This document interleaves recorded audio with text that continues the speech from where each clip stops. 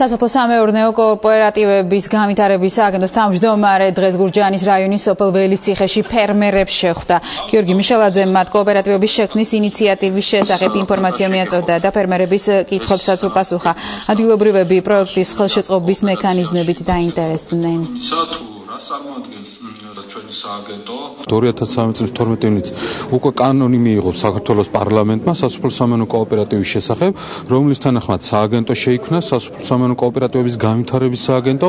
სწორედ ამ სააგენტოს საქმიანობის პრეზენტაციას მოვახდენთ, გავაცნობთ ხალხს, რომ რას ნიშნავს კოოპერატივი, რატომ უნდა გაწევრიანდეს კოოპერატივში ხალხი, რა სიკეთეს მოუტანს, რა ვალდებულებები გაუჩნდება და ასე შემდგომ. არ ვიცი რა სიტყვიან, რა პირობები იქნება, ტრანსპორტი იქნება, საწამლი პრეპარატები გაიაფდება, თუ ახალი კაი იქნება, მაგრამ გვეშინია რაღაც ახლა ყველაფრის თქმაც არ შეიძლება. ამაში ხო გრანტები უნდა მოიდეს. ის გრანტები ჩვენამდე მოვა.